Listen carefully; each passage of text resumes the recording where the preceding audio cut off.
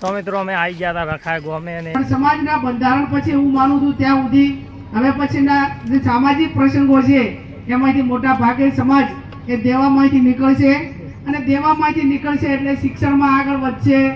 દીપા ચમા હું બેનને 2 મિનિટમાં થોડી ઝલક આપી દઉં. બેન રામેશ્વર ભગવાનનું મંદિર જેની બેન જો અહીંયા રખાવ ગામ આવી ગયા આવું ક્ષત્રિયનું ગામ છે અને અહીંથી મારું બાજુમાં ગામ ભુદેવાનું છે. પણ એક તો આપણા સપોર્ટર પણ છે ખૂબ અહીંયા. અને બીજી વાત કે કાલે અગાઉ 1 મહિના પહેલા કિરીટભાઈએ પણ અહીંયા રોડ તાત્કાલિક આપ્યો હતો. કાલે સ્વરૂપજીએ પણ અહીંયા લાઇબ્રેરીની અમને લોકોની માંગણી હતી એ પણ એમણે કીધું હું આપી દઈશ. અને આપ પણ આ ગામને આશીર્વાદ આપજો. આ ગામ ક્ષત્રિયનું ગામ છે, ખૂબ સારું ગામ છે અને હમણાં એમણે ખૂબ સારા કાર્યો કર્યા છે. ફરી શિવજી મહારાજને અહીંયા એમણે પ્રતિષ્ઠા કરી છે રામેશ્વર મહાદેવની. તો દરેક જણ તાળી પાડો, બેન આપણે આશીર્વાદ આપે. તો હું બેનને વિનંતી કરું કે એમની ભાષામાં આપણને આશીર્વાદ આપે. એની બેન સાંસદ શ્રી બનાસકાંઠા.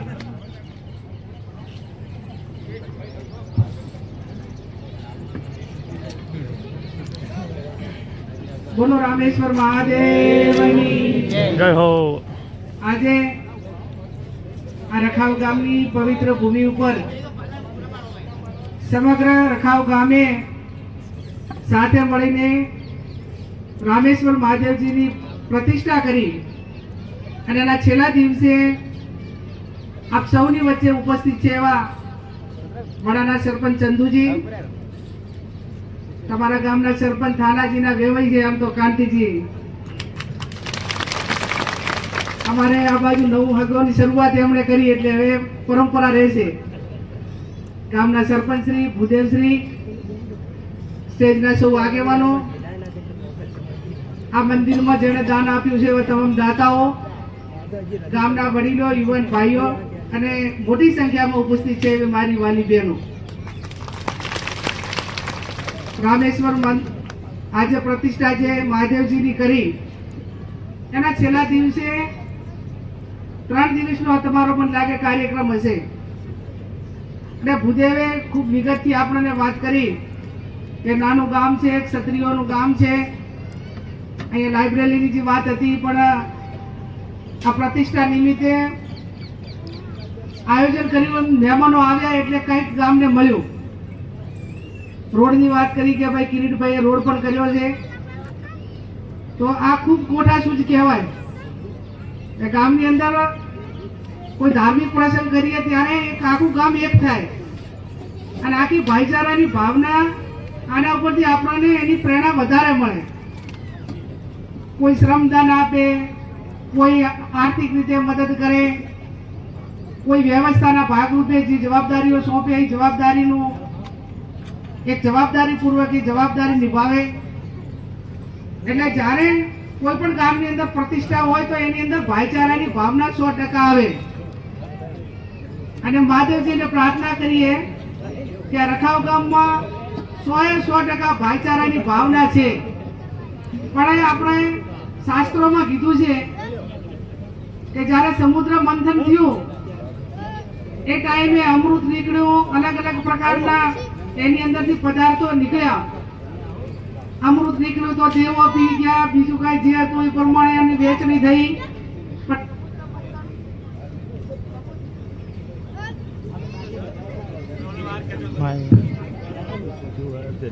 સમુદ્ર મંથન કરતી વખતે એક ઝેર પણ નીકળ્યું હતું અને એ ટાઈમે બધા દેવો મુશ્કેલીમાં મુકાણા કે ભાઈ હારું હતું તો બધાને ભાગ પાડ્યા.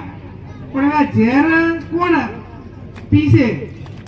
અને બધા દેવો ભેગા થઈને ભગવાન શંકર કરી ગયા કે ભાઈ મહાદેવજી આ સમુદ્ર મંથનમાં આ રીતે ઝેર નીકળ્યું છે અને આટલું ઝેર પૃથ્વી ઉપર જાય તો ઝેરી જે જીવ જંતુ છે એ એટલી મોટી સંખ્યામાં વધી જાય કે માનવ જાતને રહેવું મુશ્કેલ થઈ જાય. તો શું કરવું? તો એ ટાઈમે જે ઝેર પીધું તો ભગવાન શંકરે પીધું હતું અને એટલા માટે દેવોના દેવ સર્વોપરી દેવ એ શંકર કહેવાના. એટલે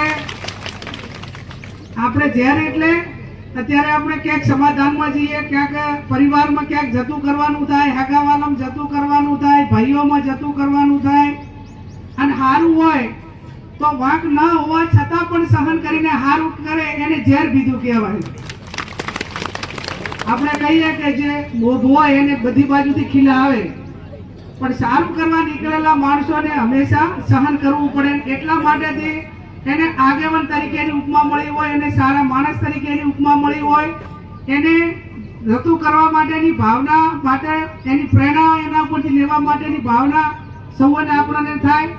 અને વર્ષો સુધી એમ કહેવાય કે આ ગામના 5 માણસો ગયા હતા તો સારું કરીને આવ્યા. એટલે વર્તમાન સમયમાં આજે આ મહાદેવજીની પ્રાણ પ્રતિષ્ઠામાં એટલું નક્કી કરજો કે ક્યાંક સારું થતું હોય તો ઝેર પીવું પડે તો સહન કરીને પણ સારું કરવા માટેની ભાવના બધી જ્યાં પણ જરૂર પડે ત્યાં કરજો એવી પણ અપેક્ષા રાખું. મેં કીધું કે આખું ગામ એક ખંપે છે, પણ ક્યાંક નાના મોટું હોય તો આજે એ જતું કરીને પણ કોઈના ઉપર કોઈ પ્રકારનો દેશ ભાવ ના હોય. અને આપણે જ્યારે મહાદેવજીની પ્રાણ પ્રતિષ્ઠા કરી હોય ત્યારે દેવોના દેવ સર્વોપરી દેવોમાં એ ઝેર પીધું એટલે જ મહાદેવજી કહેવાના. એમ મેં કીધું એમ કે જ્યાં જરૂર પડે તે આ પ્રકારનું જે સમજણવાળા માણસો છે, જતું કરવાવાળા માણસો છે, એ આ રીતે કરજો. સમાજ શિક્ષણમાં આગળ વધે અને નાના મોટા જે કંઈ પૂર્વજો હમણાંથી તો જ્યારનું બંધારણ સમાજમાં આ વખતે કર્યું ત્યારથી કરીને તો આમ બધા સમાજમાં પ્રસંગો હોય ને તો હવે થાનાથી મોઢા ઉપર થોડુંક આમ વધારે નૂર હોય છે. અને એમાં સૌથી વધારે રાજી લગ્નમાં કોણ હોય છે? ઘર ધણી. કેમ કે માથી બોજ હટી ગયો. જે આખો દેવાનો નાન બધો જે હતો ને ત્યારે તો ખાલી ફિઝિકલ એટલે ખાલી આમ બોડીથી ત્યાં હાજર હોય પણ માનસિક રીતે હાજર ના હોય. જ્યાં સુધી માણાનો પ્રસંગ ના પતે અને પોતે જે દેવું કર્યું હોય એ દેવામાંથી ના નીકળે ત્યાં સુધી માણસ હંમેશા ટેન્શન મરે. પણ સમાજના બંધારણ પછી હું માનું છું ત્યાં સુધી હવે પછીના જે સામાજિક પ્રસંગો છે એમાંથી મોટા ભાગે સમાજ એ દેવામાંથી નીકળશે. અને દેવામાંથી નીકળશે એટલે શિક્ષણમાં આગળ વધશે, ધંધા રોજગારમાં આગળ વધશે અને જે પૈસાની બચત થશે. થોડી ઝડપ રાખજો, બેનને બહુ ટાઈમની પાબંદી છે. થોડી ઝડપ રાખજો.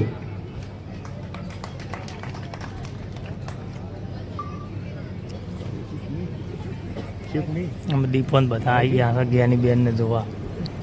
અમારી ગેંગ છે હીરા કઈ છે ની બધી. 1100 રૂપિયા સીવી ઠાકોર સાહેબ, 1100 રૂપિયા કાંતિભાઈ ને 1100 રૂપિયા બેન અહીંયા આપે છે. અમને તો આપણા આશીર્વાદ ખૂબ કાફી છે. એમનું સ્વાગત કર્યું. શ્રી સાહેબ મને સ્વાગત કર્યું ભાઈ જી. હા, સરપંચ શ્રી અને ભાઈ ઓપજીજી પણ એમનું સ્વાગત કરે છે.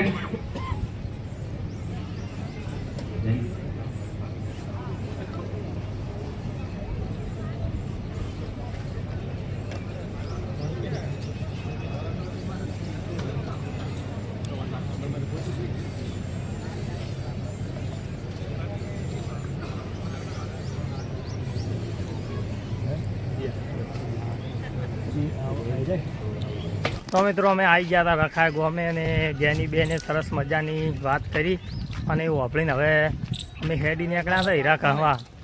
અને આ બ્લોગ અહીંયા પૂરો કરીએ છીએ. કેવો લાગ્યો? સારો લાગ્યો તો કમેન્ટ કરજો. જય માતાજી, જય ભોળાનાથ.